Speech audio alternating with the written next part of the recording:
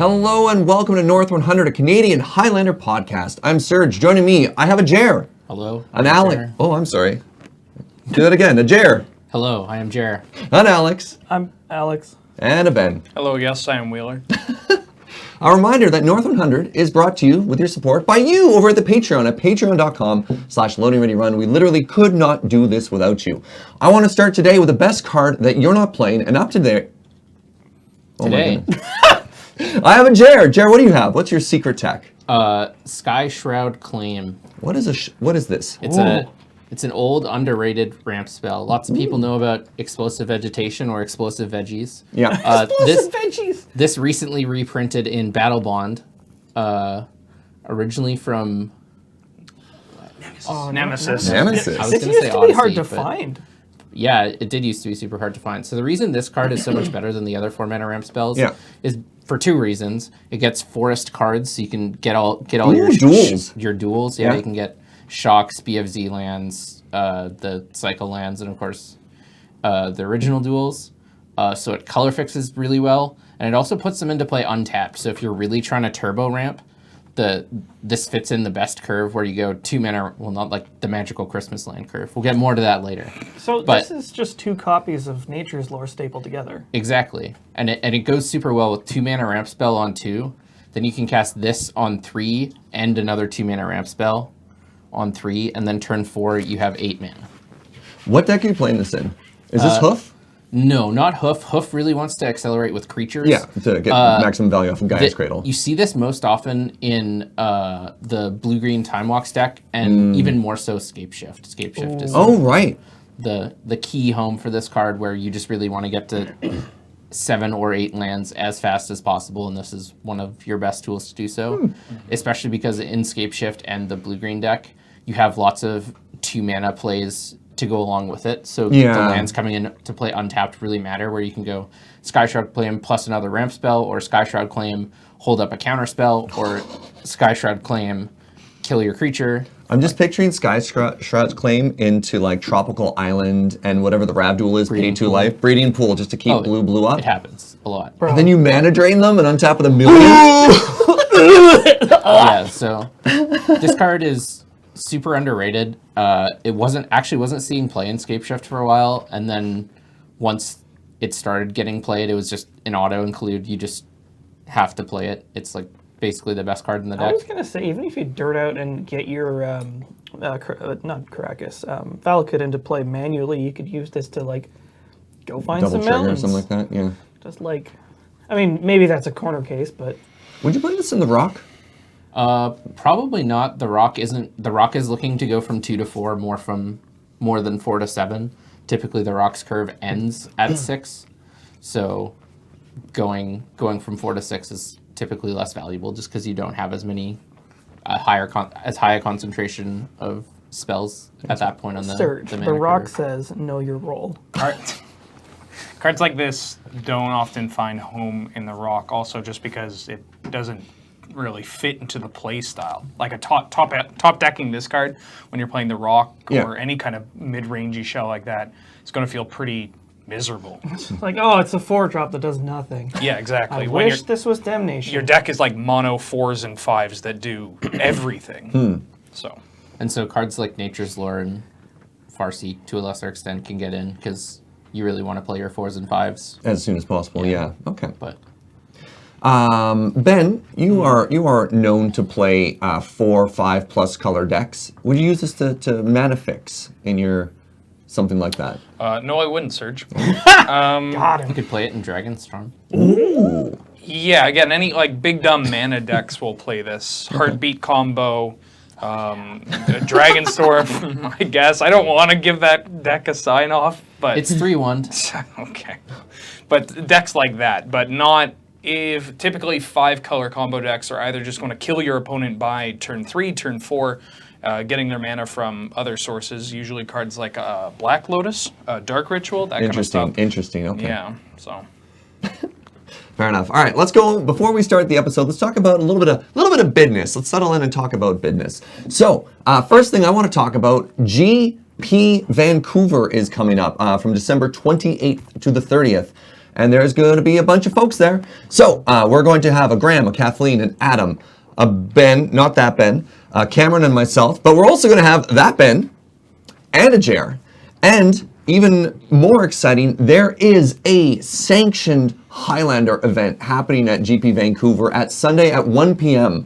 Now, sanction means if you've got a collector's edition card like our friend right here, this is not going to work. You're going to have to bring the OG copies.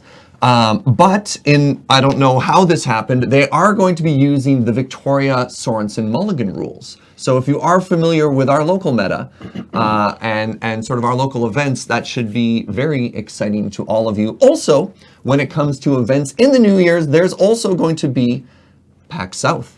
And there will be a bunch of LoadingReadyRun folks there. So if you're going to be around, please stop by and say hi, because we like y'all a bunch and very much appreciate when you hang out. So, 2 big events, lots of opportunities to play some powerful Magic against us. To clarify what the Sorensen right. I guess also is, because while there are quite a few people that know it, since it has actually spread outside of Victoria, it was used at the last couple of Card Kingdom tournaments, the Snohomish Geek Fortress tournaments, all that kind of jazz.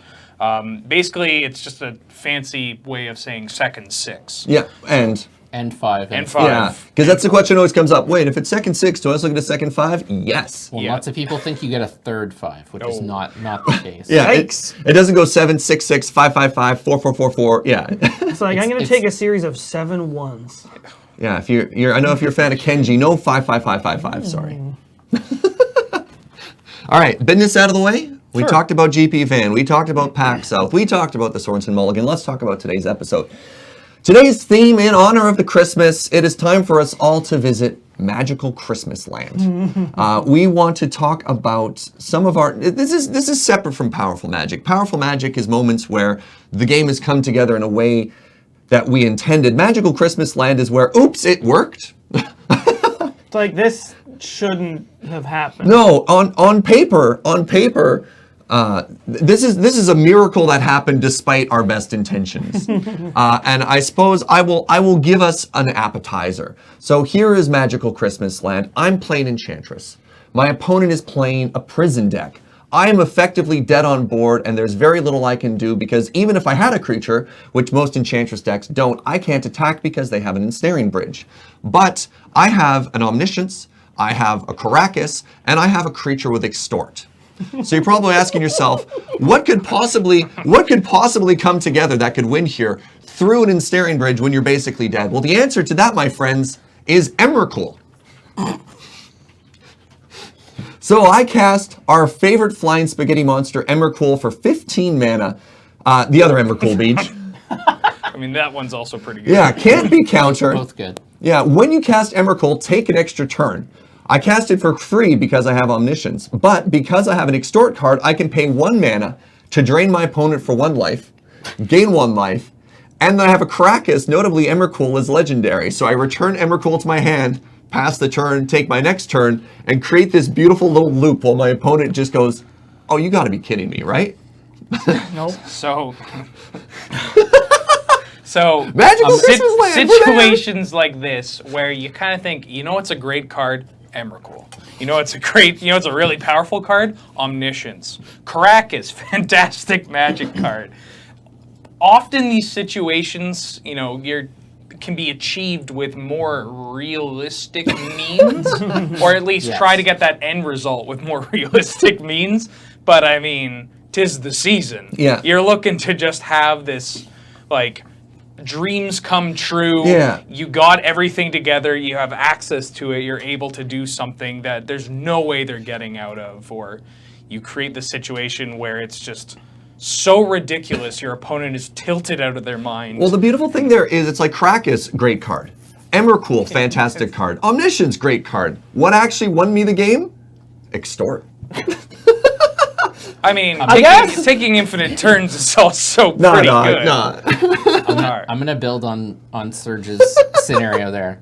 So mine also involves Kruphix. Oh. Mine also involves Emrakul, Ooh. but it's the other Emrakul. Okay. We're promising some ends. All right. So tell me what part is relevant on this one? So it's legendary. Yeah. And you get their next turn. And then we got everyone's favorite banned EDH card, Prophet of Kruphix. Wait. Oh, right. And so Prophet lets you untap all of your lands. Yeah. And gives your creatures flash. So if you have these in play, you can cast Emrakul without tapping your Kruphix. It's the creature version of the Mindslaver lock. You get all their turns forever. So at the end of their turn, you cast the Emrakul. Yeah. Then you return it to your hand. You get their turn. Because Prophet untaps all your things on their turn, you just get to do it again and again and again and again. Wow. And I actually built a deck around this just because I wanted to see if it would work. And I won multiple matches, not just games, due to this combo. So the win con here, it doesn't even matter what you cast. You just deck their deck, right? Yeah, you don't need to do anything. You don't even have to. You don't even have to play. You don't even have to play when it's sabotage. You don't them. take any more turns. Yeah. You just. And you get all of their turns, so they don't get to take another game action. And all it requires is a 5-mana 2/3, a giant spaghetti monster. But it gets cost reduced. All down from 13 to 8. I cast it for 6 once. All right. Whoa. I mean, this is Magical Christmas. No, I know. I'm just giving more like of a, a scope for the listener it's slash not viewer. Good. But, that's so spicy, but it Jer. can happen. Sorry, I need to know more about this deck. What else are you playing in this deck? Well, I was playing a bunch of tutors, so I was playing like Sylvan Scrying, Crop Rotation, Knight of the Reliquary. What, like, was this your intended win con? Yeah, I went way too ham. I could have just built like a mid-range deck with this in it, but I played Worldly Tutor when it was a point just to be able to find Emrakul or Prophet of Kruphix. Yeah. I played Green Sun Zenith, and I purposely omitted good cards that I would get over Prophet of Kruphix just so I would force myself to get Prophet of Kruphix more often. And you're just banned? I played, yeah. All right. Yeah, we were just banned. And let's be honest, how did this deck do? I played it twice. I won 3'd once and 3-1'd the other time. All right. So, Oh my god. you know. The worst part about this Overall, is I'm up. You can't even say it looks like a commander deck because 2 out of 3 of these cards are banned in the format. So this is just... Wow. All right, Ben. When we were talking about this episode, you wanted to tell me about a little something you called the janky 5-color every combo in one deck deck. God. Yeah, I've kind of described this in the past on the podcast as like 5-color Reanimator, Storm, Tinfin, Sneak and Show, Channel, formerly Flash, just a whole bunch of cards. Combos, if you will. Yeah, you should really be calling it a garbage plate. It's kind of that's a good name actually. A garbage plate or combo soup. Both of those are very strong. You would need a plate for this bad boy.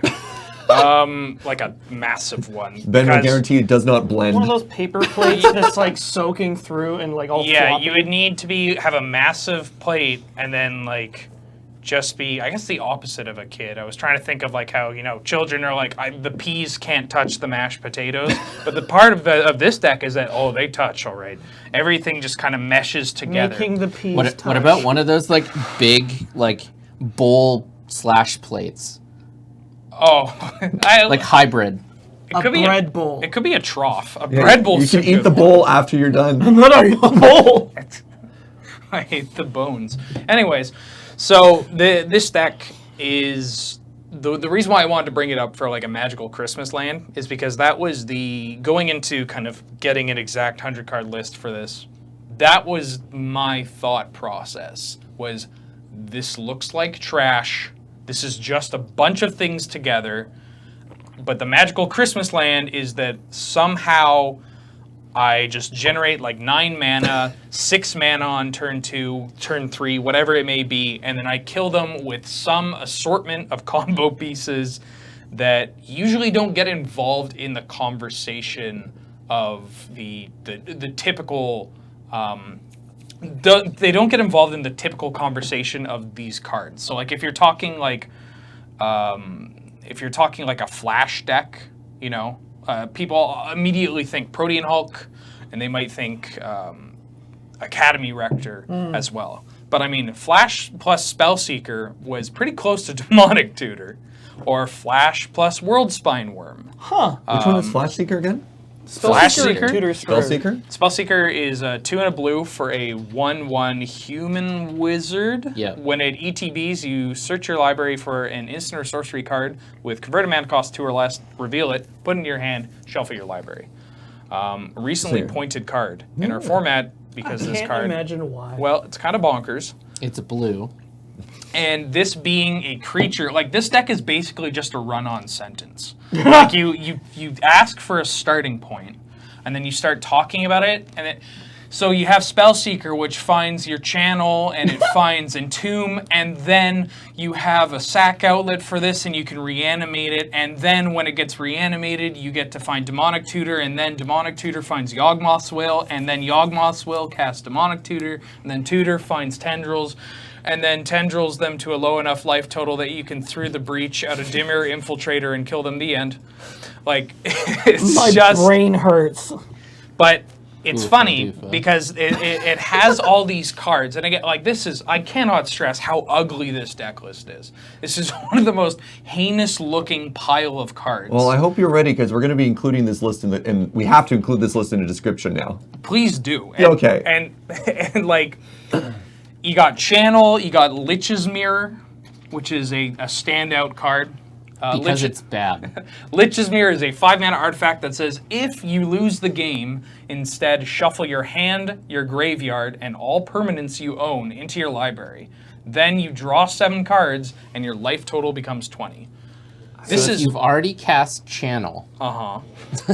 So we've cast Channel, we've paid colorless, life to add colorless mana to get Lich's Mirror in play, and then we just pay the rest of our life total. Oh, you float mana. And then It gets rid of everything except for the extra mana. Oh, that's clever. And then how do are you draw there cards then? Well, it functions as right. it functions as a Seven. draw 7. and it shuffles itself back in. So you can get to partying right again. And there are other ways of, getting your life total to 0, such as Gristlebrand, which is 8 mana. Now, don't you have to have an exact multiple of 7 to do that? Oh, we can do that. We can make it happen. Either from Oh, casting... my head hurts so much right now, Ben. Oh So, my god. But you see where I'm going, right? Like you. No, I don't. Okay. The channel, which adds the I get it. I get it. The but channel adds the colorless, which can be used on Lich's Mirror or Eldrazi. And now, what's a card that hangs out with Emrakul a lot and can get our life total to 0 on our own terms? I don't know. Gristlebrand. And And how do we get Gristlebrand into play? Well, we reanimate it. And a good reanimation spell would be like Animate Deads.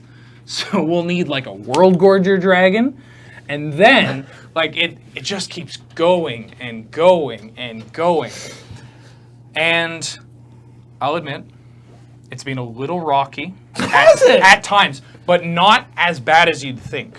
I've taken down tournaments with this. I'm amazed at how many matches he's won with this. It's how? so this is an example where magical Christmas land decks can have legs. Not to what I mean is that they can. Stress. It's these weird ideas that come up like Jeremy's deck or this deck, right? They can take down events. Right? If your core components are powerful enough and the ways in which you get to them synergize with everything else, then you're going to be fine. Emrakul the Promised End is still a 13/13 flying trample pro instance, right? And maybe you need to ramp to get to there, but that's fine because I imagine Jeremy's playing, like you said, you're playing a bunch of land tutors, creature tutors, ramping into big dum-dums is still good. Yep. I hurt. Everything hurts. I'm all worked up now. Another thing that these decks gain a lot of percentage points in is your opponents literally can't predict how you're going to try to win or what you're doing because yeah. it's just not within the scope of things normal people would do. Yeah, these decks are in like 3018. And so you're like super ready. You're like, all right, I got Scavenging Ooze in the graveyard. I'm gonna like, I've used Sylvan Library to draw all these cards, and then Ben just goes Dark Ritual, Cabal Ritual, Seething Song, Tendrils you for 8. Don't. And you're just like, I didn't even see any of these cards in game 1. And he's just like shrugs, like, they were in my deck. Like, I don't know. The things that I've done with this deck, be it reanimating an Eldrazi, anyone, pick like the older ones, and then casting. Well, that's fine. He picked an old Eldrazi. I mean that's like 2 years old, right? Yeah, not wrong. More than that. 4 years? Jeez. Okay, well now with Hit us with an Ulamog. Kozilek, Gyre. yeah, Ulamog the Infinite Gyre. Let's go with old Ulamog there. So, animating an Ulamog. Yeah. And then what's on the opponent's mind is, okay, what am I sacrificing? I can take 10, that's fine. It's like, no. I'm just reanimating this for 2 things. 1, to cast Burnt Offering. Add...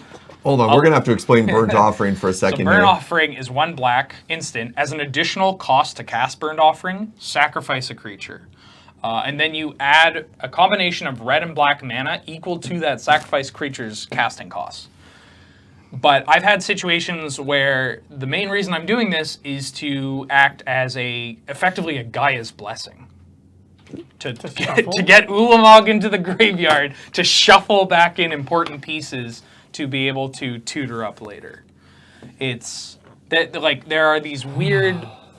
I just love this deck so much. You know what the worst part there is? I've actually played Ulamog specifically in like big decks because I know we're in like a mill heavy meta. You know, like in a control Painter Servant heavy meta. Oh, sorry. Yeah, Careful! sorry. Don't give them. Do not give them ideas. Yeah, specifically if I know there's like a couple. Mill viable now.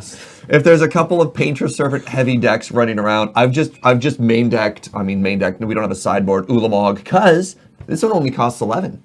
Kozilek only costs 10. This goes up to 11. Yeah, Kozilek's 10, which is fine. Kozilek you can cast. I had a game against. This is and for these. Oh, actually, yeah, decks, Kozilek is probably better because the draw of 4 instead of destroying a permanent. All right, I stand corrected. The weakness of these decks is it's not, at least this deck in particular, is not that you'll have combo part A of combo 1 with part B of combo 13 because there's so much crossover.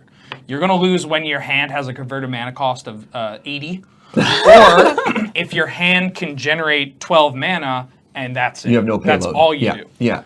So this is the type of deck that your opponent isn't beating you, you're beating yourself. Well, I mean, sometimes your opponent's beating you. That's just, I don't want to sap happens. all credit from, like, you didn't beat me, Obviously, sometimes you're just dead. Like, your opponent will just curve out, and you're like, well, I have no game here. You are too fast, I can't do anything. Yeah, well-timed disruption, playing, again, being able to assess what avenue the deck is trying to kill you on, and then reacting to that, or having the proper tools to deal with that. I don't want to say that the deck ever loses to like just variance, because like you made the real decision to pilot this pile of garbage, so like that's on you. But you know, it's not the easiest thing to pilot. Although you will just have games where like, oh, channel Emrakul, go to me, my extra turn. I'm Ben. Hi. One of the jankiest decks I ever put together was 5-color Alluring Food Chain Birthing Pod combo. Ooh. Yeah, all right, there's a couple of cards that aren't as common there. Can you start off with Food Chain and Alluring? Yeah, Food Chain, they're both green enchantments. Food Chain costs 2 and a green. It lets you exile a creature you control to add X mana of any color to your mana pool, where X is that creature's CMC. Sorry, X plus 1. Yeah, that's the important part. So you get X plus 1, so you're always chaining mana, and you do it with either Eternal Scourge, Mist Hollow Griffin, or now Squee the Immortal. Oh, right. So there's Squee works now. 3 creatures that lets you do it. And Alluring lets you cast creatures. It's symmetrical, so each player can cast. I just want to go back 1 second there. So the reason it goes infinite in food chain is the 3 cards that Jar named can all be cast from exile. Yeah. So you cast it the first time, get +1, and then you just chain it over and over and over, like some type of food chain. You have infinite mana for creature spells. Yeah. And then Alluring is 2 green, also an enchantment. Any player may play a creature card with CMC 3 or less without paying its mana cost and as though it had flash. And so a popular deck at the time was the Birthing Pod decks, affectionately or colloquially known as Pat Pod, named after the predominant pilot Mr. Berduzco and deck builder. But I decided, he's got a bunch of good disruptive interactive cards in this deck. What if I just took them all out and put in worse cards that also maybe help combo sometimes? And then a bunch of cards that just redraw a card. All right. That are also creatures. And how'd that go? It's good. The first time I played it, I didn't pick it up again for 2 years, but I won the tournament. So. Wow. And I remember playing against this. It was just kind of miserable. Yeah, you just never know what they're gonna do. Like one time, my opponent wrathed me. I had no cards in hand. I was like, this is bad. Then I drew Academy Rector, played it, because they were tapped out from their wrath. They're like, oh, that's good. They untapped, played a Planeswalker. I drew Diabolic Intent. Cast it, sacking the Academy Rector, putting Alluring in play, searched up Imperial Recruiter and killed them. Imperial Recruiter with Alluring lets you go get Dreamstalker, which returns Imperial Recruiter. Then Imperial Recruiter goes and gets Cavern Harpy. Cavern Harpy returns the Dreamstalker. You cast Dreamstalker. You return Imperial Recruiter. Man, Beej is the hero we all deserve. Get him. Then you cast the Dreamstalker, return the Imperial Recruiter. You cast Imperial Recruiter. Then you go get Parasitic Strix. Yeah. And then Cavern Harpy and Parasitic Strix just bounce each other. Because Cavern Harpy's a black permanent. You cast Parasitic Strix, it drains them for 2. You pay 1 life to return Cavern Harpy. Cast Cavern Harpy, return Parasitic Strix. Cast Parasitic Strix, and you just... And you net 1 life, and they net lose 2 life. And there's other things you can do to make the combo safer, but that's the bare bones version. This makes me so upset. The deck just has a lot of ways to win out of nowhere. Like if you have a Birthing Pod in play, you can win just by having any 3-drop in play.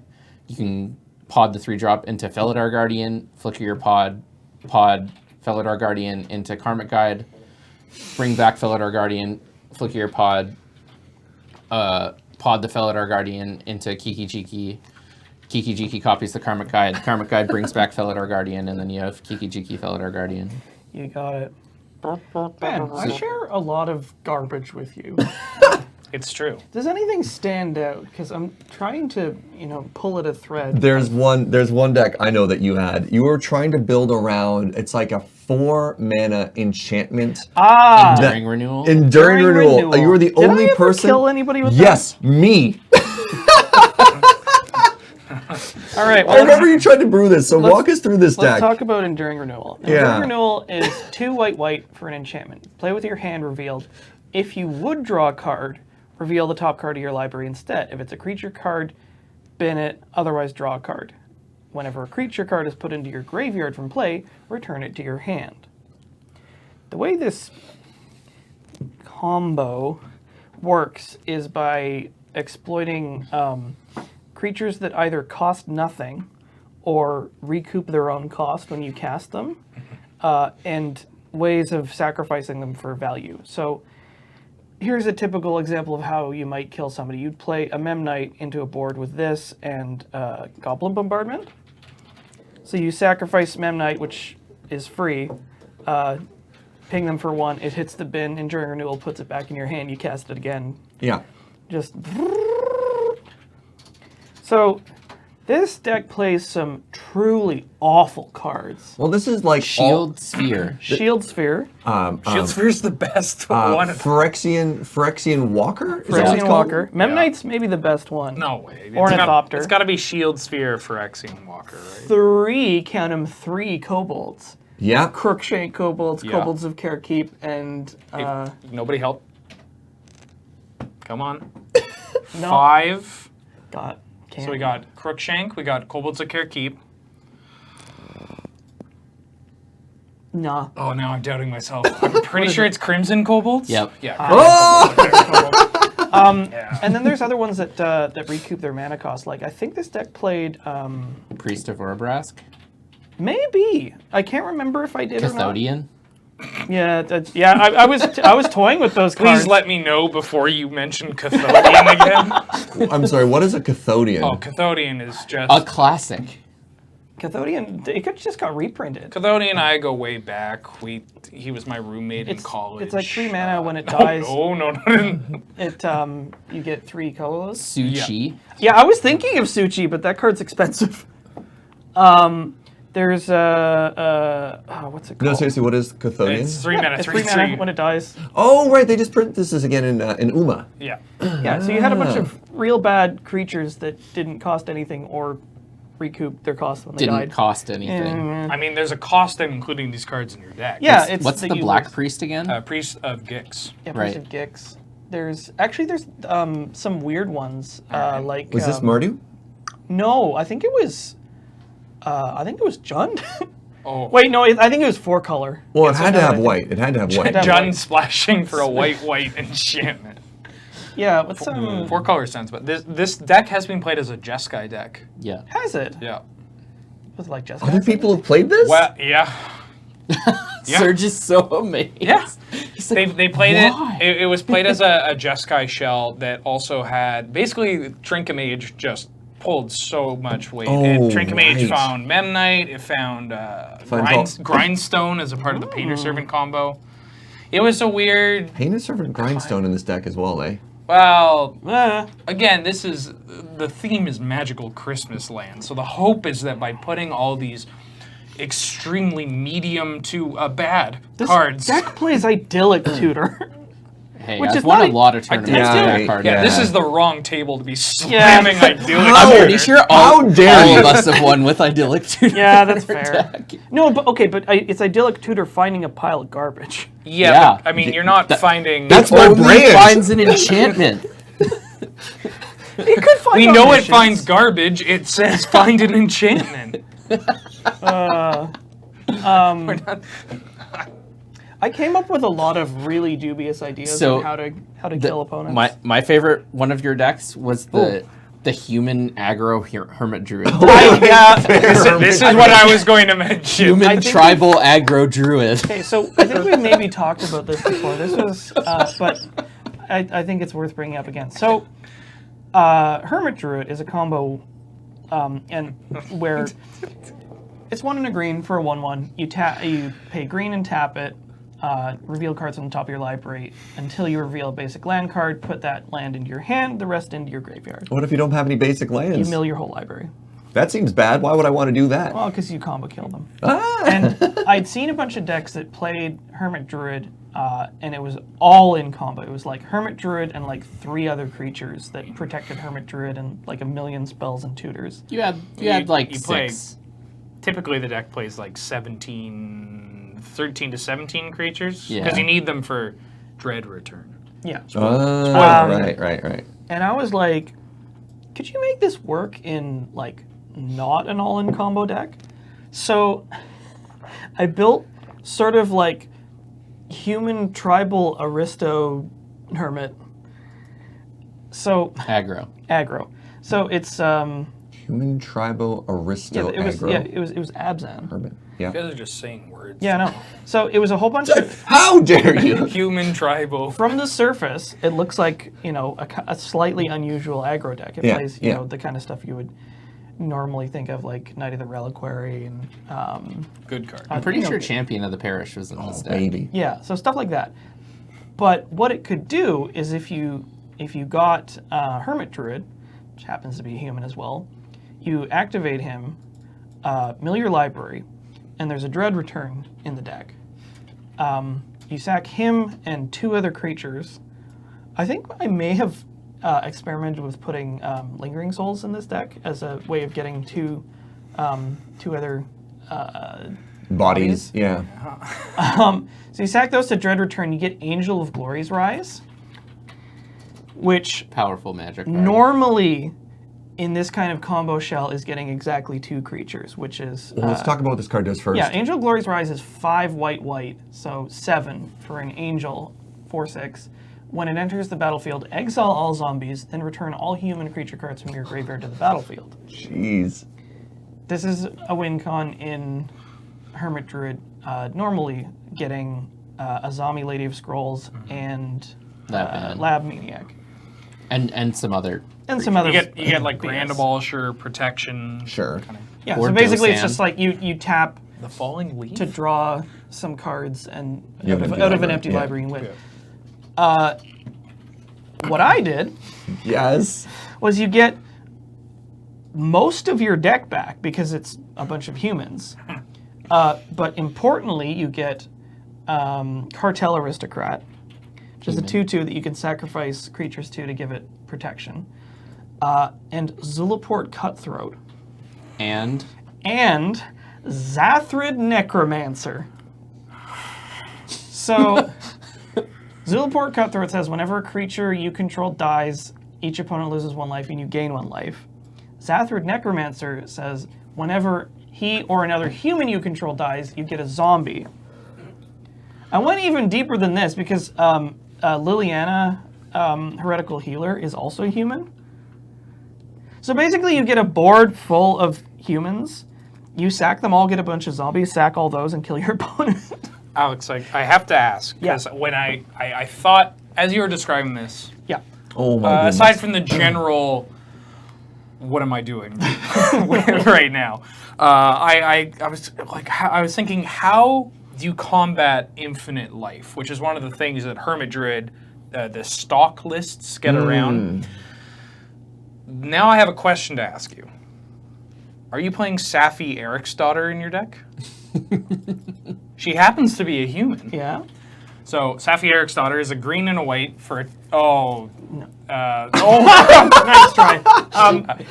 SAFFI.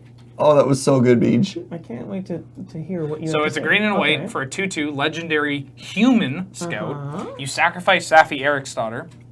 When target creature is put into a graveyard from play this turn, you return that card to play. You could keep looping it. So let's say, I don't know, you sacrifice Safi, target your Angel of Glory's Rise, you sacrifice your Angel, the Angel brings back Safi, and then you just... Sack your whole board state again and yeah. again and again. Oh, I'm gonna have to build this deck Yeah. again. Oh no. Bruh. Yeah, this sees a lot of play in Sandy B to sort of protect your combo pieces, or just to create another loop if you have to. It's so spicy. If you're missing a combo piece, Safi often fills the role of the other combo piece. Safi is one of the reasons why... We talked about this on the UMA review, or the UMA episode, where Safi ends up being like... She just makes everything work. She's one of the reasons why, if they get rid of your red cap, or they get rid of Kitchen Finks, whatever it may be, you're fine. You're still going to always be able to basically win the game because you have Safi. And she also lets you get around these weird scenarios where people try to catch you off guard with multiple removal spells, or just awkward hate pieces where you're like, oh, I didn't prepare for this. Oh, haha, JK, I have Safi. She just makes everything better. Safi's one of the cards the newer pilots to SandDB often cut, but the more experienced pilots are like, what are you doing? And just you'll just Safi Siege Rhino people out for all free. You'll just be like, or Shriek Moss, Safi Shriek Moss. Yeah, good. see, I know that's up your alley. yeah, I love Shriek Moss so much. I might have to build this again. Yeah. Another really cool interaction for more redundancy, and I think this is actually a standard list for a while, is Banisher Priest and Angel of Glory's Rise. Fiend Hunter. Fiend is the Hunter, one you're pardon me. thinking. Fiend Hunter. Banisher Priest, they fixed that. Yeah. So Fiend Hunter is a human. And when it comes into play, exile a creature you control. Yeah. So what happens is you just end up with the flickering effect back and forth between Fiend Hunter exiles your Angel Glory Rise, sack everything else, sack Fiend Hunter, Angel Glory Rise comes back, brings back Fiend Hunter, brings back all your humans. So it's kind of another neat redundancy. The humans Frites deck. Was that it? The French Rites? It was Yeah. called Frites. Yeah, it was. French Rites. Palm Frites? I want to bring up a card relevant to this archetype as well. Ooh. Crypt Champion. Oh, yeah. Whoa! Project. Spicy. Time Project out! X. Oh, it's a zombie? You've got to be kidding. Does it work? Tell me that's not That's a human. non-bow. That's a non-bow. I've looked at this card like from every possible angle, and I'm just like, be good. All right, And talk it's about just this. not. Talk about this card. What is a Crypt Champion? Crypt Champion is 3 and a black for a 2/2 zombie with double strike, Okay. which is an ability that black never gets. No. When it comes into play, each player puts a creature card with converted mana cost 3 or less from their graveyard into play, and when it comes into play, sacrifice it unless red was spent to play it. It's bad. Is it? It's really bad. I mean, yeah. Symmetrical effects are always bad. It's, yeah. That's also my brand. That's not true. Well, Well, okay, they're not always bad, but routinely. I like show and tell is symmetrical. so is Alluring, Yeah. balance, You can't. Also- so you can try. also- upheaval. Whatever your opponent's getting, like, rarely matters. Because unless they have a sack outlet or similar pieces. Yeah, unless you're playing the mirror. Thank The you. Alluring mirror is an interesting one. I cannot imagine. so why were you Don't talking? play Alluring. Why were you talking about Crypt Champion then? Crypt Champion was in a Type 2, or sorry, a standard deck of the time. It was also in a modern deck for a while, right? I wouldn't doubt that it got ported over to Modern. Look at that art. It was played in like old Extended, so it probably was just one of those decks. It was called Project X. It used Crypt Champion, Safi, a bunch of loops involved where you Crypt Champion ETBs and you don't pay the red, so you're going to sacrifice it. You sacrifice Safi to target Crypt Champion. Champion brings back the Safi, then it dies, and then comes back from Safi's ability. And you throw, I think it played in Antuco Husk, maybe like Soul Warden or Essence Warden. It's been a hot God, you know what card 10 I'm, plus years you know what since card I've I'm talked thinking about of this. to make this work is it's from Rise of the Eldrazi. It's a 1/1 human for a black that when it dies it drains your opponent. I think you can sack it itself. A 1/1, oh, Death Cultist. Yeah, that's the Yeah. one. Yeah, That's a human, right? Death Cultist is one of It's the used in popular. Flash Hulk. Yeah, it's the Flash Hulk. There you go. And it's a human. Yeah. Yeah, I can't believe Crypt Champion's not a human. I mean, he looks Right? humanoid. Well, he It's- was. That is the word Crypt in He's it. very sensitive about it. Okay, I'm sorry. I didn't mean any harm to Crypt Champion. Sure you didn't. Sure you didn't. Any other journeys to magical Christmas land, or shall we move on to our? We can come have a final thought. Did you talk about your Christmas land other than the Emrakul? Maybe said I'm nothing. just so desensitized I mean, by that- you I'm doing gonna it. be honest. Everything I do is magical Christmas land. I mean, I dream big, and I rarely get there. But when I do, it's Chef Kiss glorious. Oh my Chef Boyardee. Yeah, like I can't make a. I mean, I tried. I guess on a Friday Night Paper Fight, I put together Boros featuring angels.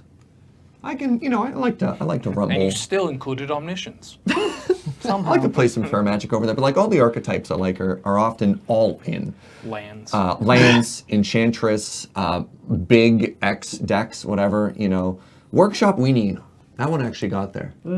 I think that deck ended up getting kind of real. It started as nothing but a pipe dream, but, as soon as other people start building a list that you baby, you're like, I think I made it. Yeah, but I don't know if Workshop is really magical Christmas land, because you always have Workshop on one, right?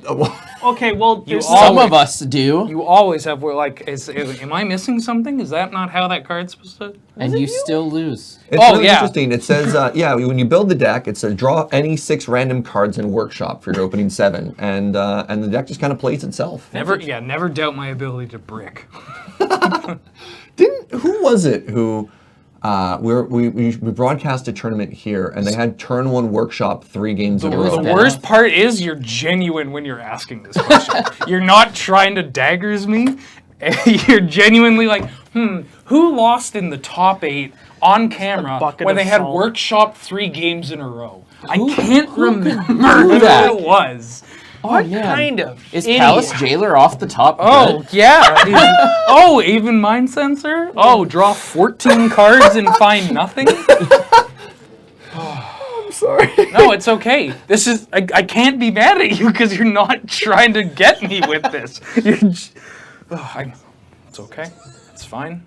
It's fine. There's my magical Christmas land, the ability to hurt my friends without trying. Couldn't have daggered him better myself. God. Speaking of can't be mad, Yeah. shall we go to our last segment? Let's do it. Yeah. Let's do it. You ever get ranched so hard you're just like, this is beautiful. I could ask for no better Yes. death than this. All right, tell us your story, Alex. So I went to Highlander last week on Yeah. Monday, and I think my round 2 opponent was on medium red-green. Nice. So like red-green mid-range. With like some dragons and stuff. Yeah, it was like, they would ramp a little bit and, cast some like big dorkos. Fair magic. I actually realized that I have 2 stories, I think, out of that game. Do it. Let's go. But anyway, so one game, they flash in Samut. The, I don't remember the rest of her title. Voice of Dissent. Voice of Dissent. So Jinx, personal jinx. 3 red, green, 3/4, flash, double strike, vigilance, haste. Other creatures you control have haste, and something about giving other creatures untap. The important part about this is the other creatures you control have haste, because they moly. untapped, followed this with Titania, who is a 5-drop. That's This is some magical Christmas land right here, too. She comes into play as a 5/3, and when she enters the battlefield, return target land card from the graveyard to the battlefield. They gotta fetch. Put it into play. Because whenever a land is put into your graveyard from the battlefield, make a 5/3. with haste. But yeah, in addition to this. So they went from like no board to 16 power worth of board. oh yeah, I really died. Holy And I was just moly. like, yep, Powerful that's a magic. butt kicking I gotta take. Dang. So that was powerful magic. But I think I believe it was the same opponent. I had another story where I had no board, and they were cracking in with their Flame Tongue Kavu, which was bad because don't have any way to defend against that. But I did. Ooh. I have my old favorite on the board and enough lands to activate it. Tomb of Urami. The Alex Steacy classic. Oh yeah! What's the Tomb of Urami? All right, it's a legendary land that adds black and hits you for 1 if you don't control an ogre. So it always hits you It for always 1. hits you. Well, now hold on. but for 2 Alex might have a Ukora in play. But for 2 black, tap, sacrifice all lands you control, Yeah. make a legendary 5/5 black demon spirit token. All right, so they attack with a 4/2. And I'm just like, haha, you didn't see the onboard trick.